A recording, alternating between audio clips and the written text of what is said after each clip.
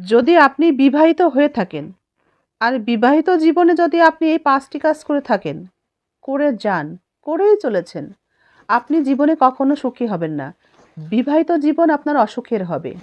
১ number, স্ত্রীর সাথে আপনি যত বেশি কথা না বলেন, যদি তার থেকে বেশি আপনি মোবাইল ব্যবহার করেন।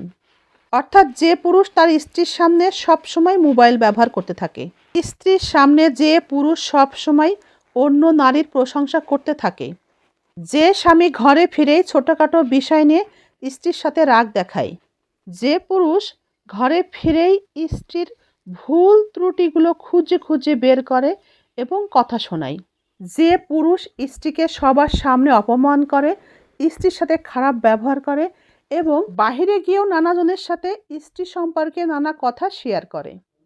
আমরা যারা অভাবে আছি, দুশ্চিন্তায় আছি, আমরা জীবন থেকে অভাব দূর করতে পারি না। আমাদের অর্থনৈতিক কষ্ট দূর হয় না। একমাত্র আমাদের দুর্বলতা হচ্ছে আমাদের মস্তিষ্ক এ বিষয়ে কোনো চিন্তাই করে না। যেসব মস্তিষ্ক অভাব নিয়ে কাজ করে না, অর্থনৈতিক দুর্বলতা নিয়ে চিন্তা করে না, সেসব মানুষের জীবনে অভাব, অর্থনৈতিক দুর্বলতা, অর্থনৈতিক অবস্থার উন্নতি কখনোই সম্ভব হয় না। কাজ যদি হালাল হয়, আমাদের সামনে কাজগুলো আসার সাথে সাথে অভাব এবং অর্থনৈতিক মুক্তির জন্যে কাজগুলো সঠিকভাবেই করা উচিত।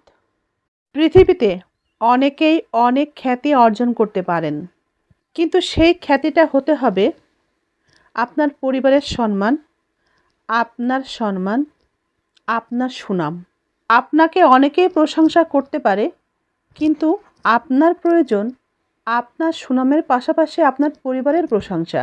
আপনি যদি আপনার সুনাম এবং খ্যাতি অর্জনের সাথে সাথে পরিবারের প্রশংসা, পরিবারের বিশ্বাস হারিয়ে ফেলেন, যদি সেগুলো ধরে রাখতে না পারেন, আপনার পরিবার যদি আপনাকে প্রশংসা না করে, আপনার উপরে ভরসা না রাখতে পারে, বিশ্বাস না করে, তাহলে আপনার সুনাম, আপনারই কষ্টে অর্জিত খ্যাতির কোনো মূল্য নেই।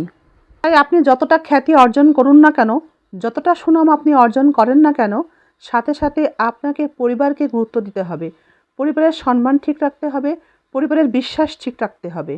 তাই খ্যাতির যে স্তরেই পৌঁছান না কেন, পরিবারকে গুরুত্ব দিন।